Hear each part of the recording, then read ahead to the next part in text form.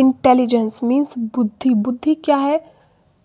Ability to acquire and apply knowledge, यानी जो भी हमने लाइफ में सीखा है उस नॉलेज को हम यूज़ कर सकें, कहीं अप्लाई कर सकें, लर्न कर सकें, अंडरस्टैंड कर सकें चीज़ों को, या डिसीज़न अपने खुद से ले सकें, या एब्स्ट्रैक्टली एंड लॉजिकली सोच सकें, यानी कि जो चीज़ें हमारे सामने नहीं है उनके बारे में सोच सकें और ज़िंदगी में लॉजिकली चीज़ों के बारे में सोच और समझ सकें। यही हमारी बुद्धि है, यही हमारी इंटेलिजेंस है।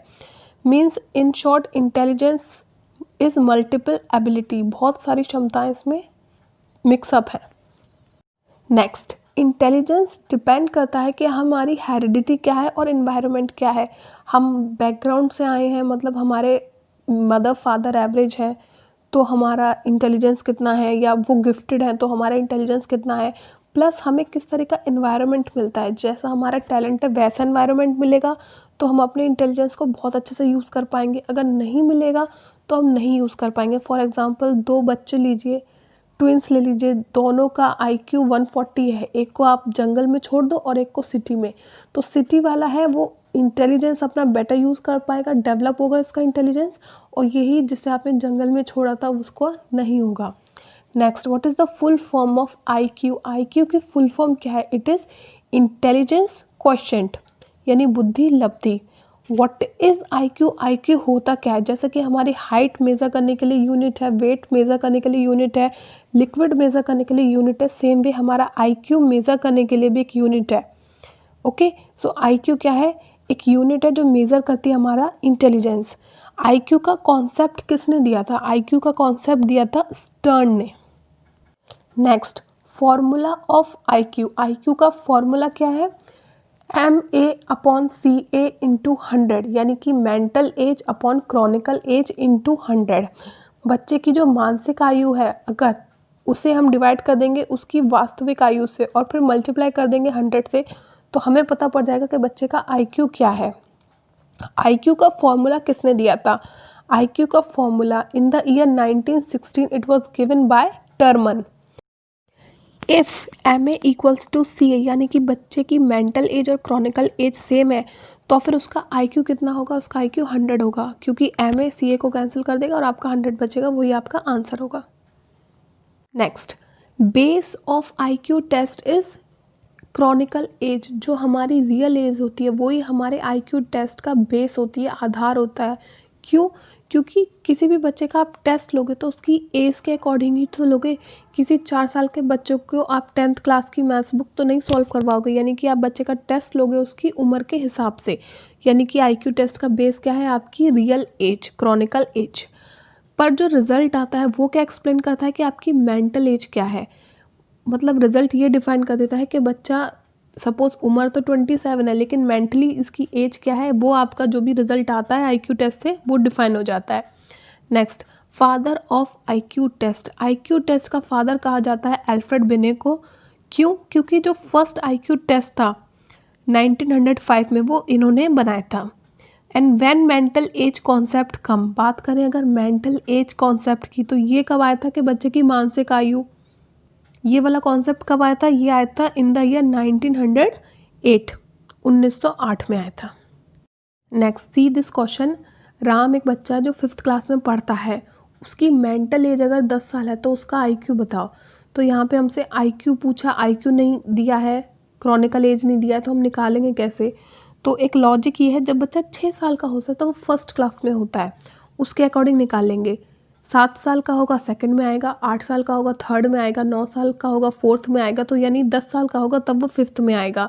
अब हमने यहाँ पे नोटिस किया कि बच्चे की मेंटल एज भी 10 ईयर है और उसकी रियल एज भी 10 ईयर्स है, क्योंकि वो 5th क्लास में पढ़ता है। मीन्स 10 से 10 कैंसिल होगा और उसका IQ कितना होगा? 100। Next, important theories of intelligence. First one is 1 factor theory. 1 factor theory हमारी दी थी अल्फ्रेड बिने ने। सेकंड, 2 फैक्टर थ्योरी जो कि बहुत इंपॉर्टेंट है, ये दी है स्पीयरमैन ने। तो ईयरमैन से याद रखिए, ईयरमैन मतलब 2 कान वाला आदमी, यानी इन्होंने कितने फैक्टर बताए हैं इंटेलिजेंस के, बुद्धि के? 2, G और S।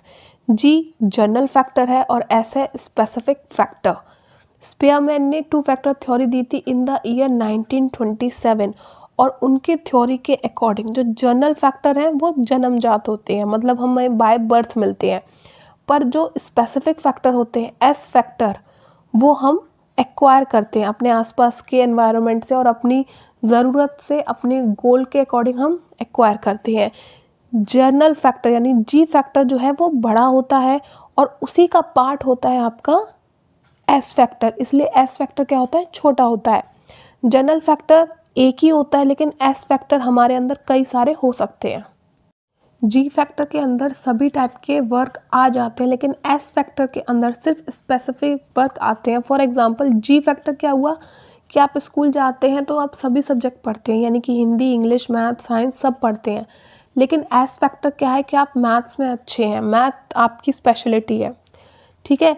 मीन्स एक एस फैक्टर आपका होता है एक वर्क का। फॉर एग्जांपल कोई इंसान बोल लेता है तो ये तो जनरल फैक्टर है, लेकिन वो आदमी अच्छा सिंग करता है, बहुत अच्छा गाता है, तो ये उसका स्पेसिफिक फैक्टर है। कोई हाथ पैर हिला लेता है नॉर्मली तो ये तो उसका जनरल फैक्टर है, लेकिन वो एरोबिक्स करता है, एथलेटिक है या योगा करता है, डिफरेंट बॉडी पोस्चर करता है, डांस करता है अपने बॉडी को अच्छे से बैलेंस करके, तो ये उसका एस फैक्टर है।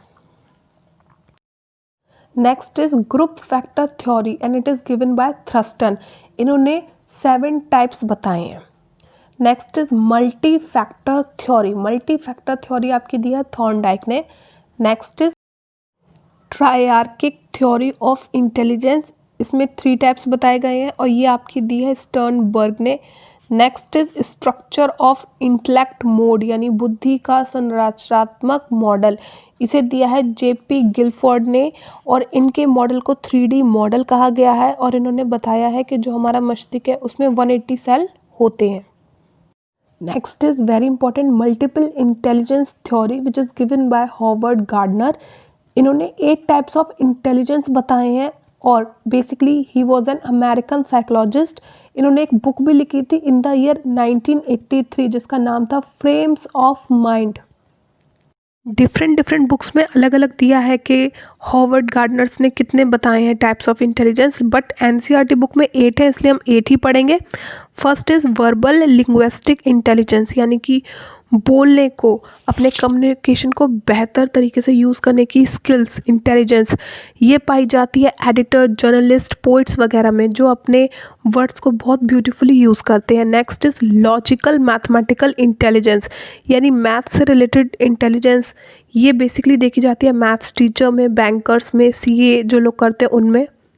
नेक्स्ट इज़ म्यूज़िकल इंटेलिजेंस यानी कि संगीत से रिलेटेड जो समझ होती है वो, ये पाई जाती है सिंगर में, जो एंटरटेनमेंट इंडस्ट्री से लोग रिलेट करते हैं, जो प्रोड्यूसर होते हैं, डायरेक्टर होते हैं, उनमें होती है। Next is bodily kinaesthetic intelligence यानी कि बॉडी को अच्छे से यूज़ करने की इंटेलिजेंस किस में होती है, एथलीट्स होते हैं उनमें होती है और डांसर्स होते हैं उनमें होती है। नेक्स्ट इज़ इंटरपर्सनल इंटेलिजेंस यानी दूसरों को समझना, इस तरह की इंटेलिजेंस पाई जाती है जो आपके सेल्समैन होते हैं, जब वो दूसरे की कंडीशन समझेंगे तभी तो अपना प्रोडक्ट बेच पाएंगे। टीचर होती है वो बच्चे को समझती है तब इस पैटर्न से सिखा पाती है कि बच्चा सीख पाता है। काउंसलर है, जब वो आपकी प्रॉब्लम को समझेगा तभी तो सॉल्यूशन देगा। जो आपका हेल्थ एडवाइज़र है या कोई पॉलिटिशियन है, जब वो जनता को समझेगा तब उनके लिए स्कीम बनाएगा और सक्सेसफुल होगा। नेक्स्ट इज़ इंट्रापर्सनल इंटेलिजेंस यानी खुद को समझना, मीन्स सेल्फ अवेयरनेस, अपनी इनर फीलिंग्स को समझना, अपनी वैल्यू को समझना, आपके लिए क्या अच्छा है क्या बुरा है ये समझना कि हमारे में क्या कमियां हैं उन्हें दूर कैसे किया जा सकता है, तो ये सब सोचना आपका आ जाता है इंट्रापर्सनल इंटेलिजेंस में।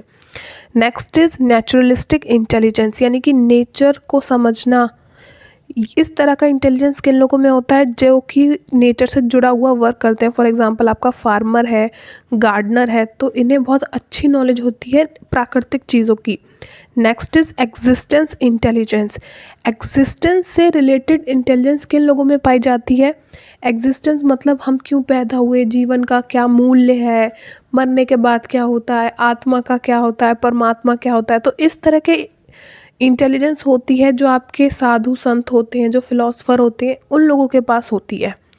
That's all for today, thanks for listening.